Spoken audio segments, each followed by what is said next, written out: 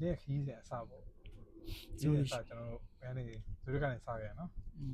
ဆိုတော့အလေးချပြောအောင်ဆိုဟောကန်လာဖြစ်နေဟော့ကာဆယ်ပေါ့နော်ဟော့ကာဆယ်နေစခဲ့တယ်ဇူရီတာလေးပေါ့ဆွေးစမနေရဗလနေရှိကျွန်တော်ကတော့half a decade ပြောအောင်ပေါ့ ဟုတ်ကဲ့ပါဗျာ half a decade တော့ရှိhalf a decade ဆိုတာမှန်လားတော့မသိပြောချင်တာလား9နှစ်ပေါ့ဗျာအဲ့လိုလုံးစမ်းပါဆိုဘလို့ခံစားရတယ်ကိုထန်းနေနဲ့ကျွန်တော်ဒီခုခီးစဉ်မှာကျွန်တော်ဇူရကနေကျွန်တော်ဘန်းအောင်ရောက်တယ်ဘန်းကနေအခုဘန်းအောင်ပြန်ချင်းနေပေါ့ဗီဒီယိုရိုက်ဖို့ဘယ်မှာစတင်ဖြစ်သွားလဲဆိုရင်ခုနကယထာစစ်ကလမ်းမလာဆက်တဲ့ချိန်မှာကိုထက်ကျန်နေတဲ့ဘာသာစကားကိုကြားလိုက်ရတယ်ပေါ့ဘွန်ဂျူးဆိုတဲ့ဒါပေမဲ့ကျွန်တော်တို့အခုသတိမထားမိတာသူဘွန်ဆွာဆိုပြီးနောက်ဆက်အောင်အဲ့ဒါနည်းဖြစ်နေပြီဗျာသူပူစွာပဲပြောတယ်ဟုတ်လားအဲ့ကျွန်တော်မအောင်သူပြောတဲ့စကားကျွန်တော်ခင်ဗျပြောလိုက်တယ်ပူစွာတယ်โอเคပါလားကျွန်တော်မအောင်ရတဲ့ကြောင့်တော့ဆိုတာကိုထက်ရဲ့ဒီခီးစဉ်ခံစားချက်တွေကိုပြောပြအောင်ခီးစဉ်ခံစားချက်လားဇူရီသွားတဲ့ဘိုင်းရတော့ဖီလီတော့တိတ်မကောင်းဟုတ်ကဲ့ပါအဲ့တော့ဖီလီမကောင်းတဲ့ဖီလီကဘယ်လိုမကောင်းလဲဆိုတော့ကြာပြတဲ့ဘိုင်းမှာပြတဲ့လို့ပြောလို့ရတယ်ကွာကိုကဂျာမန်ဘိုင်းရောက်တော့ကွာပါဇက်ပိတ်ပြီးနေနေရကွာဘာမှပြောလို့မရဘူးသူပြောတဲ့စကားတည်းကမှနားမလဲဘူးကွာတဲ့မလားအခြားနိုင်ငံရသွားလို့ပဲအခြားနိုင်ငံရသွားဆိုတော့ဒီဆွေဒင်နိုင်ငံသွင်းမှာပဲကွာတဲ့မလားဘာစကားပြတဲ့လို့တိတ်လာနေတာပြတဲ့ဘိုင်းမှာကွာအဲ့သွားတာဇူရစ်ပိုင်းသွားတယ်ကွာဇူရစ်ရောက်တော့ဗာလဲဆိုတော့ဘာမှနားမလဲတော့ကွာအဲ့လိုဖြစ်သွားတယ်အဲ့ဆိုပြောတဲ့အတွက်ကျွန်တော်ထောက်မှန်ပါတယ်နော်ဟုတ်ကဲ့ပါဗျာဒါကျွန်တော်အနေနဲ့ပြန် remind လုပ်ချင်တာပေါ့ဒီအခုကျွန်တော်တို့ရထားဘုံမှာဖြစ်တဲ့အချိန်မှာအတန်းလုံးနေရတယ်ကျွန်တော်တောင်မောဆိုလေးတိုက်နေရမှာဆိုတော့ကျွန်တော်တောင်နေနဲ့ချက်ချက်ပြောစရာမလိုဘူးဆိုပြီးတော့ကျွန်တော်ပြောချင်တာပြောတယ်ဗျာကိစ္စမရှိဘူးရပါဆက်လို့ရပါတယ်အခုကအခုဇူရဲနေပြီးတော့ဘန်းသွားတော့ဘန်းနေတစ်ဆက်အေးလော်ဆန်းသွားမှာလော်ဆန်းသွားတော့ဘန်းနေလော်ဆန်းသွားတဲ့ရထားမှာပြည့်တဲ့စကားစပြောကြီးကွာဆွေးနွေးနိုင်ငံတွင်းမှာပဲပြည့်တဲ့စကားစပြောဆိုတော့ကြားတဲ့စကန်တန်လေးကနားတဲ့ဝယ်တာကက်လက်တော့မဖြစ်ဘူးကွာဖြောက်ဖြူးနေတာပဲသိရမလားအဲ့လိုမျိုးနဲ့အဝေးလေးချိုးပြီးတော့နားလာလို့ကောင်းတယ်ကွာကျွန်တော်လည်းပြည့်တဲ့လို့ပြောတတ်တော့ကြိုက်တယ်ကွာအဲ့ feeling လေးအဲ့လိုမျိုးကိုထက်ကခုနကျွန်တော်မေးတယ်ဆွေးနွေးရောက်တာကျွန်တော်ဘယ်နည်းရှိလဲပေါ့ကိုထက်ကောဘယ်လောက်ကြာပြီလဲဗျဆွေးနွေးရောက်တာဆွေးနွေးရတနေ့ကျော်ပဲရှိပါတယ်တနေ့နဲ့4လတနေ့က9လပေါ့ဗျာကိုထက်ရှိတယ်ကိုထက်တနေ့နဲ့9လမှလာပါကိုထက်ပြင်သစ်စကားကိုနားတခွေနားလဲပြီးတော့ချစ်မြတ်နှုံးနေလို့ပြောမှာပေါ့ချစ်မြတ်နှုံးတာပေါ့ကျွန်တော်ရဲ့ဘာသာစကားအလဲဆက်ဘာသာစကားတော့မဟုတ်ပါဘူးကျွန်တော်ရဲ့ခက်နဲ့တင်ထားရဘာသာစကားလေးပေါ့ဗျာအဲကြောင့်မလို့ဟုတ်ကဲ့ဒီခု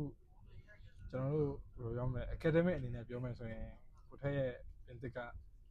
ဘယ်ကိုရောက်နေလဲမသိဘူးဗျ academic နဲ့ပြောရဆိုရင်တော့ B1 ပေါ့ B1 level ပေါ့ဗျာပြင်သစ်ကကျတော့ B1 level B1 level B1 level ထိရောက်ဖို့အတွက်ကိုထက်အနေနဲ့ဘယ်လောက်အချိန်ကြာယူလိုက်ရလဲဘယ်လိုပြင်ဆင်ခဲ့လဲပေါ့ဘယ်လိုပြင်ဆင်ခဲ့လဲဆိုတော့ဘာသာစကားစားပြီးတက်မယ်ဆိုတော့ခက်ခဲ့တာပေါ့နော်အေးခါပြီးတက်တယ်ဆိုတော့အဓိကဆွေဇာနိုင်ငံရဲ့ education ကောင်းလို့ပါဟုတ်ဆွေဇာနိုင်ငံ education အရင်ကောင်းတော့သူတို့ရဲ့တင်တဲ့ပုံစံတွေကဘယ်လိုမှအဲ့သူတင်ပေးတဲ့ပုံစံကကျွန်တော်တင်ရတာပိုပြီးလွယ်ကူရယ်ကွာရိုက်ခက်နေတယ်သိရမှာမြန်မာနိုင်ငံလိုမှာမျိုးဒီမှာဒီဟာကြီးပဲဒီဟာပဲကြစ်ခိုင်းဒီဟာပဲပေါ့ပါပဲကွာတက်လောက်ပဲယူကွာစာတင်ခန်းထဲမှာပြီးတင်တဲ့ activity တန်းတင်စာလောက်တက်လောက်ကွာဥပမာဆိုရင် A1 တစ်ခုတင်မယ်ဆိုတာ6လတင်တယ်ကွာ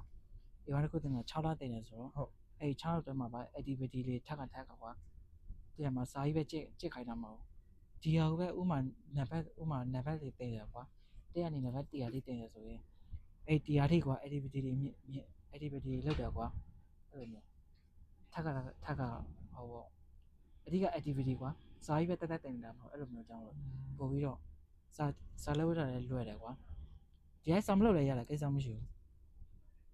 ဟုတ်စာမလုပ်ရတယ်ဆိုတော့သူတို့ကအဲ့လိုမျိုးတင်ပေးတာကွာအဲ့လောက်ထိပညာရေးကောင်းတယ်ကွာသူကတန်းထဲမှာပဲတေချာသူတို့ကတင်ပေးတာအဲ့ကြောင့်မို့ ဆိုကိုတဲ့ဟိုဒါကျွန်တော်နားလည်အောင်တရားမှာပြန်ပြီးတော့မှသုံးသက်ကြည့်ရမှာဆိုကိုတဲ့ပြောချင်တဲ့သဘောကကျွန်တော်တို့အနေနဲ့ဒီအတန်းထဲမှာပဲအာရုံစိုက်ပြီးနားထောင်နေရင်တော့မှအတန်းပြင်ရောက်သွားပြီးစာမလို့ရင်တော့မှချိန်နိုင်ရင်တော့သူစားရသွားမယ်ဆိုတဲ့ပုံစံမျိုးပေါ့ ပြီးတော့ကျွန်တော်တို့က environment နဲ့ဆိုင် environment ကလည်းအပြည့်အတန်းထက်မှအပြည့်မှာရောပြည့်တဲ့လူပဲပြောရတယ်ကွာအဲ့ဆိုတော့ အပေါ်ဒါကျွန်တော်တို့မြန်မာစကားပုံနဲ့ပြောရမယ်ဆိုရင်တန်ခါနာနေတန်ခါမုံဆိုးနာနေမုံဆိုးပေါ့ဟုတ်တယ်ပါဒီနေ့ဒီကြားထဲမှာဖြစ်တဲ့အချိန်မှာဒီနေ့စကားပြောရတော့ကိုထက်တော့အဆင်ပြေသွားရပေါ့အဲ့ပေါ့ဟိုဒါကတော့စကားမဆက်ပေါ့နော်ခဏကကျွန်တော်ထိုင်ချင်းမှာပဲဖြစ်သွားတဲ့ဖြစ်လေတခုပေါ့ထိုင်ချင်းမှာကိုထက်ကခဏကျွန်တော်မေးရော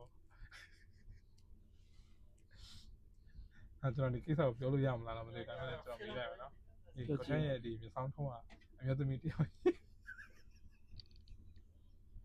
သူများကိစ္စကြီးပါလာပြီပြောပါကိုကိစ္စနေသူများကိစ္စဖြစ်သွားပြီကြည့်ကိုထက်နေအမျိုးသမီးတော့မြန်မာဖြစ်တော့မယ်တော့ထဲတာဖြစ်ပါဟုတ်ကဲ့ပါဒါပေမဲ့ဆွေဇာနိုင်ငံမဟုတ်တာတော့သိချတယ်ဟုတ်ကဲ့ပါ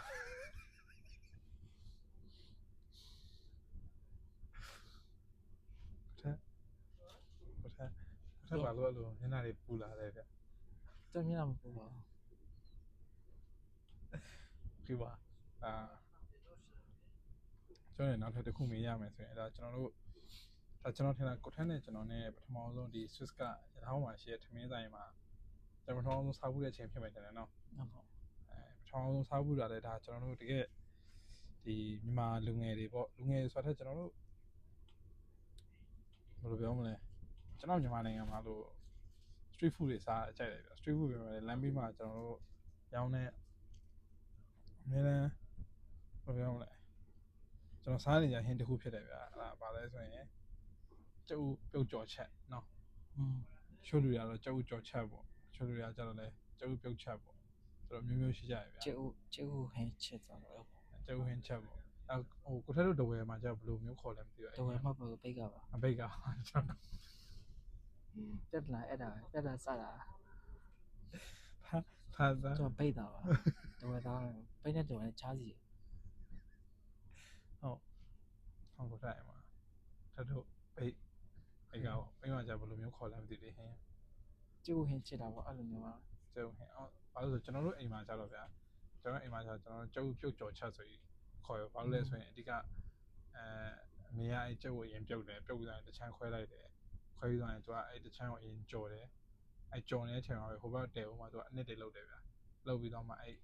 နှစ်ထဲကိုကျုပ်ထည့်လိုက်တယ်အဲ့ကျုပ်ပြုတ်ကြော်ချက်ဆိုပြီးတော့ကျွန်တော်ဖြစ်သွားပေါ့အိမ်မှာတော့လို့ခေါ်တယ်ဒါပေမဲ့ဒီကျွန်တော်တငယ်ချင်းတွေကြားထဲမှာအပြင်ရောက်သွားရင်ကျုပ်ကြော်ချက်ပေါ့အမေအဲ့လိုကျုပ်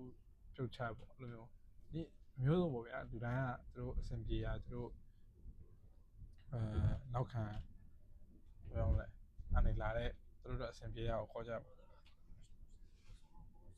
sorry ပါဆိုတော့အဲ့လိုတထောင်းမှာစားရတဲ့ experience တွေပြောပြပါဘယ်လိုခံစားရလဲပေါ့အမှစားတဲ့ experience ဆိုရထားပေါ်မှာဆွေဇာနိုင်ငံရထားပေါ်မှာကြတော့စားသားဆိုင်ရှိရကွာညမှာအဲ့စားသားပေါ်မှာစားသားဆိုင်ရှိရဆိုကျွန်တော်ကစားသားဆိုင်ထဲမှာသွားစားတယ်ကွာစားသားဆိုင်ထဲမှာဘယ်လိုစားလဲဆိုတော့ကျွန်တော်တို့ကအဲ့စားသားဆိုင်မှာစားဖို့ကျွန်တော်ထမင်းဘူးလေးထည့်လိုက်ရကွာထမင်းနဲ့ဟိန်းလေးနဲ့ခွဲတက်လေးထည့်လိုက်ရကွာအဲ့မှာစားတဲ့ခံစားချက်ဘယ်လိုလဲဆိုတော့ဟဲ့ရတယ်စားလို့ကောင်းတယ်ကွာတဲ့မှာ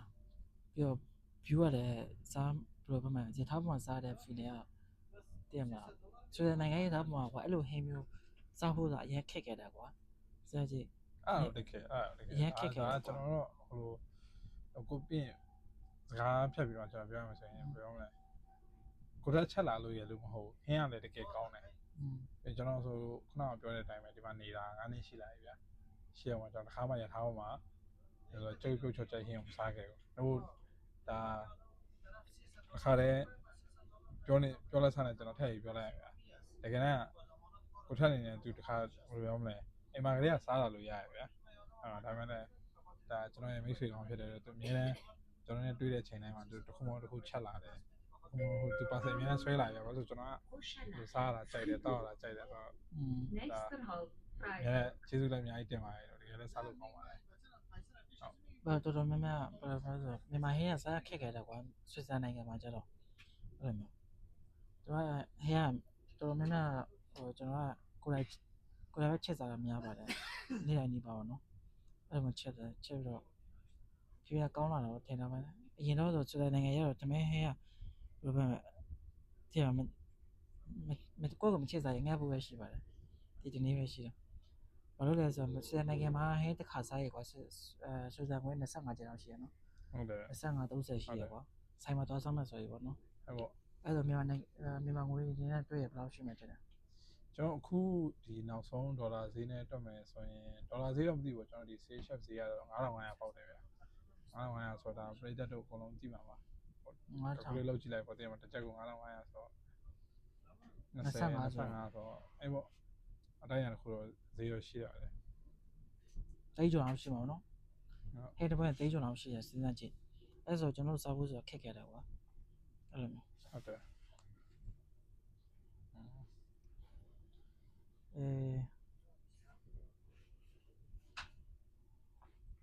ဘာပြောမလဲ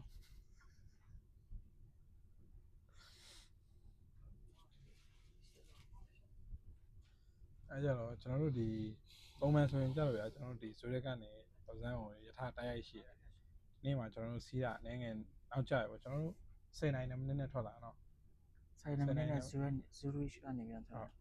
10နိုင်မိနစ်ဇိုရက်ကနေထွက်လာကျွန်တော်တိုက်ရိုက်ယထာမရှိဘူးတိုက်ရိုက်ယထာမရှိနေကျွန်တော်တို့ transit တွေကိုအမီစီးရတဲ့ experience လေးတွေလည်းပြောပြပေးလိုက်ပေါ့သူက transit ကကွာအချိန်အများကြီးမရှိဘူးကျွန်တော်ရောက်တာကဥမာZurich ကနေပြီးတော့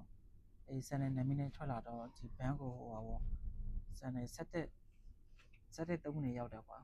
ဟုတ်အေး platform ကမတူဘူးကွာ platform ပြေးရတဲ့ချိန်ကအဲနောက်ရထားထွက်မဲ့ချိန်ကလွန်ဆန်းထွက်မဲ့ချိန်ကဟိုနောက်ရထားကဘယ်ချိန်လဲဆိုတော့7:08မိနစ်ကွာ7:08မိနစ်ဆိုတော့ကြားတော့ဘယ်နှမိနစ်ပဲ5မိနစ်ပဲကွာ5မိနစ်ဆိုတော့အချိန်ကနည်းတယ်ကွာ platform ခုနဲ့ဝေးတယ်ကွာအဲ့လိုမျိုးခက်ခဲရှိတာပေါ့နော်ဟုတ်ချိန်တူတွဲမှာသွားရတယ်ကွာဟုတ်တခါကျရထားလော့သွားရှိရကွာရထားလော့သွားရတော့ချိန်ပို့ကြတယ်ကွာတနေ့နော်တနေ့လောက်ရှိရနော်ရထားစောက်တဲ့ချိန်တွေဟုတ်ပေါ့ကျွန်တော်ဒီလိုနေ့တွေကြတော့လဲသူရထားနည်းနည်းလေးကျဲတယ်ပေါ့ရထားခက်ခဲရှိရကွာလဲဆိုတော့ကျဲတယ်ပေါ့ပြီးတော့ညဖက်စနစ်တူကွာညဖက်စနစ်တူနောက်ပိုင်းရထားမရှိတော့ကွာဆွေးနွေးနိုင်ငံမှာအဲ့လိုမျိုးဟုတ်တယ်နော်ဟုတ်တယ်ဆိုတော့ညဖက်စနစ်တူနောက်ပိုင်းရထားတွေအရင်ဟုတ်တယ်သူအဓိကဆွဲတော့ညနေ4နေ5နေလောက်ပါပဲအဲ့ပေါ့ကျွန်တော်တို့အဓိကဒီလိုတနင်္လာအင်္ဂါဘုတ်တို့ကြာသာပတေးအဲ့လိုနေ့တွေကတော့အများနဲ့ဒီလိုပဲပေါ့24နေတော့မရှိဘူးเนาะဟုတ်ပေါ့တောက်ကြနေတို့စနေနေ့တို့ဆိုရင်ကြာတော့တော်မစိုးအဲ့လိုနေ့ကြာတော့ရထားနည်းနည်းလေးပိုစိတ်တယ်ပြီးရင်ဘယ်လိုပြောမလဲနည်းနည်းနောက်ကျတဲ့အချိန်လေးပိုရှိဘာလို့လဲဆိုရင်ဒီဘက်မှာဘယ်လိုပြောမလဲဒီယူရိုက culture ရဖို့တင်တော့သူကတင်းရနေတောက်ကြနေစီအလုပ်လုပ်ကြတယ်တောက်ကြစနေကိုသူတို့ပါတီရရပေါ့ဗျာဒါဒီမှာရှိတဲ့ထုံးစံတိုင်းပေါ့ပြီးရင်စနေကြရင်အကုန်ပိတ်တယ်နားကြတယ်ပေါ့ဟိုကျွန်တော်တို့မြန်မာနိုင်ငံလို့ဆိုရင်ဥပုံနေပေါ့တင်မှာဥပုံနေမှာကျွန်တော်တို့တော်တော်များများပိတ်ကြတယ်လို့ဟိုကျွန်တော်ကမန်လေးကလွယ်ပြီးတခြားနေရာတွေတိတ်မသွားဖြစ်ဘူးဆိုတော့ကျွန်တော်တိတ်မသိဘူးဗျာဒါကိုထက်တို့ပိတ်မှာလဲဒီဥပုံနေဒီပိုင်းညာရင်ဆိုရင်အဲ့လိုမျိုးပိတ်လေးရှိလာဒါမှမဟုတ်တပတ်မှာ9ရက်လုံးပဲအများနဲ့ဖွင့်နေတဲ့ဆိုင်လေးရှိလာပေါ့မြန်မာနိုင်ငံရှိမှဆိုတော့လည်းခက်ခဲတယ်နော်ဘာလို့ဆိုတော့မြန်မာနိုင်ငံမှာ24နေဖွဲ့ဆိုင်ရရှိရလေဟုတ်24နေဟိုမှာကျွန်တော်မှာ transportation မရှိဘူး ဟုတ် transportation ဘယ်လိုမရှိလဲဆိုတော့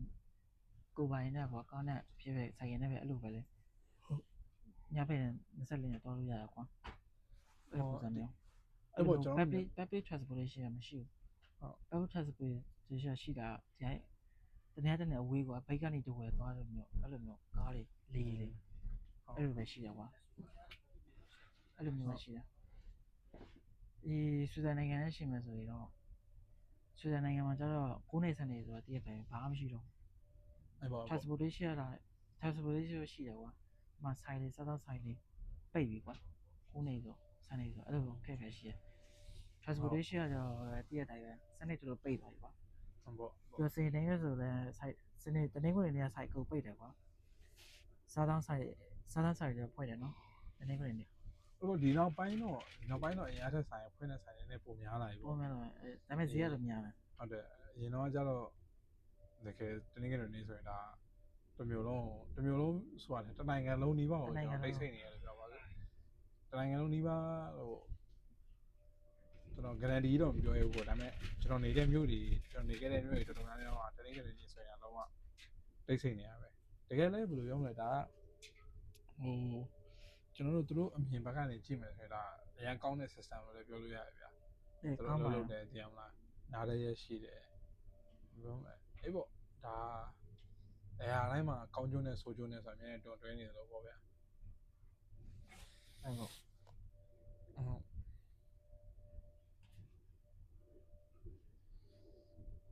ဆိုတော့ဒီကျွန်တော်တို့နောက်ဆုံးဒါအခုကျွန်တော်တို့ခုနက Facebook ဆိုတဲ့နေရာမှာရက်သွားတယ်ပေါ့ဒါဗီဒီယိုမှာပရိသတ်တို့တွေ့မယ်ထင်တဲ့လူတွေတော်တော်များများဖြတ်သွားတယ်ပေါ့ဒါကျွန်တော်တို့ Facebook ဆိုတာကျွန်တော်တို့ဒီဘန်းနဲ့လူစမ်းနဲ့ဂျာမျိုးတစ်မျိုးပေါ့နော်ဆိုကျွန်တော်တို့မကြမီလူစမ်းမျိုးရောက်တော့မှာဆိုတာလူစမ်းမျိုးရောက်ရင်ကျွန်တော်တို့သွားမဲ့အိမ်ကိုပေါ့ဘယ်လိုရောက်အောင်သွားမလဲဆိုတဲ့ဟာလေးကိုပြောရင်းနဲ့ကျွန်တော်တို့ဒီဟာလေးကိုအဆုံးသတ်ရအောင် ဟုတ်ကဲ့ပါဒီမှာစောက်တက်လိုက်ပြီ ဟုတ်ပါဒါကျွန်တော်တို့ဒီခီးစဉ်အဆုံးကိုဒါဘာနေလဲပြိသက်ကြီးတို့လည်းသိချင်ပါပဲဗျာဟုတ်တယ်ပါကျွန်တော်တို့အစကတည်းကဇူရီကနေလာတဲ့ဆိုတဲ့အကြောင်းပြောပြတယ်ဆိုတာကိုယ့်ထက်အနေနဲ့ကျွန်တော်လူစမ်းရောက်ရင်လူစမ်းကနေကျွန်တော်တို့အိမ်ကိုဘယ်လိုသွားမလဲဆိုတဲ့အကြောင်းလေးပြောပြပြလို့ရမှာ လောစမ်းနေအိမ်ကို ဟုတ် လောစမ်းနေအိမ်ကိုကျတော့ပုံမှန်တိုင်းကျတော့ကျွန်တော်တို့ဟိုကတွားတာပေါ့နော်အဲ့လောစမ်းရဲ့အထီတော့ကျွန်တော်တို့ရထားနဲ့တွားရနော် ဟုတ် အဲ့လောစမ်းရောက်တော့ကျွန်တော်တို့ကမေချိုစီးရတာကွာမြေအောက်ရထားစီးရတာပေါ့နော်အဲ့ဒီမြေအောက်ရထားဘယ်နှစ်မိနစ်9မိနစ်ပဲစီးရတာကွာ9မိနစ်6မိနစ်အဲ့လောက်ပဲစီးရတာကွာ ဟုတ် အခုကစနစ်နောက်ပိုင်းဆိုတော့စနစ်ခွဲနောက်ဆုံးမေချိုအဲ့မှာနောက်ဆုံးမြေအောက်ရထားတစ်ခုပဲရှိတော့တာကွာကျွန်တော်တို့တွားတဲ့ချိန်အဲ့စနစ်ခွဲနောက်ပိုင်းကမရှိတော့ဘူးညရတာအဲ့လိုမျိုးဒါဘက်ဆိုရှိတယ် ဟုတ် အဲ့လိုမျိုး အဲ့ပေါ့ ကျွန်တော်ပြီးတော့ဟိုရတော့လမ်း9မိနစ်လောက်ရှာရမှာကွာအဲ့ဆိုအိမ်ရောက်ပါပြီ ဟုတ်တော့ဒါကျွန်တော်တို့ရဲ့ပထမအောင်ဆုံးတော့မဟုတ်ဘူးဗျာကျွန်တော်တောင်ပေါ်မှာတော့တော်တော်များများအားချောင်းခဲ့ပါတော့ ကျွန်တော်လည်းဘာတိုင်းမှမကြအောင်နဲ့ နော်ဒါပေမဲ့အချိန်တော့ကျွန်တော်ဘာမှမကြားခဲ့ရ အားမကြအောင် ဘူးဒါပေမဲ့ဒီအခုပထမအောင်ဆုံးဒီလိုမျိုးလေးရထားပေါ်မှာဗီဒီယိုလေးရိုက်ဖြစ်တယ်တရားမလားစကားလေးပါညာပြောဖြစ်တယ်ဒါကိုယ့်ထက်အနေနဲ့ဘယ်လိုခံစားရလဲပေါ့ကျွန်တော်အနေနဲ့ဘာတွေပြင်သင့်လဲဘယ်လိုတွေဘာလုပ်သင့်လဲပေါ့ ကျွန်တော်ကောင်းပါလေ ဟုတ် ဗီဒီယိုရိုက်ရဆိုတာကောင်းတာပဲအမှတ်ချက်လေးပေါ့ ဟုတ်ကဲ့ပါ ဗီဒီယိုဆိုတာနေ့ချိန်ကြကြည့်လို့ရတယ် ဟုတ် မတက်လေးတစ်ခုပေါ့ ဟုတ်ကဲ့ကျေးဇူးအများကြီးတင်ပါတယ်ဒီခုလိုဒီမိကုန်းလေးပုံလုံးဖြည့်ပေးရတဲ့အတွက်အဲဒီအတွေ့အကြုံတွေပြပြပေးရတဲ့အတွက်ချိန်နေကျေးဇူးပါ ဟုတ်ကဲ့ပါဗျာ ပရိသတ်ကြီးတို့လည်းဗီဒီယိုအဆုံးထိကြည့်ပေးလို့အများကြီးကျေးဇူးတင်ပါတယ် ဟုတ်ကဲ့ပါဗျာ တကယ်လို့ဒီကျွန်တော်တို့ရဲ့ဒီ conversation ပေါ့ဒီကျွန်တော်တို့ဖလှယ်ခဲ့တဲ့စကားကပရိသတ်တို့အတွက်ဘယ်ပြောမလဲကိုညီပြုခဲ့စီရှိတော့၎င်း entertainment ရှိတော့၎င်းအဖက်ကနေတမျိုးမျိုးအချိုးပြုခဲ့စီရှင် channel လေး like and subscribe လုပ်ခဲ့ပေးပါတကယ်လို့ဘာမှမရှိဘူးဆိုရင်လည်းမကြိုက်တဲ့ဆိုတဲ့အကြောင်းကောင်းမှပြောခဲ့ပေးပါကြိုက်တယ်ဆိုရင်လည်းကြိုက်တယ်ဆိုတဲ့အကြောင်းကောင်းမှပြောခဲ့ပေးပါကျေးဇူးအများကြီးတင်ပါတယ်ဗျာအားလုံးကျမ်းမာချမ်းသာကြပါစေ ကျေးဇူးလည်းပြပါစေဗျာ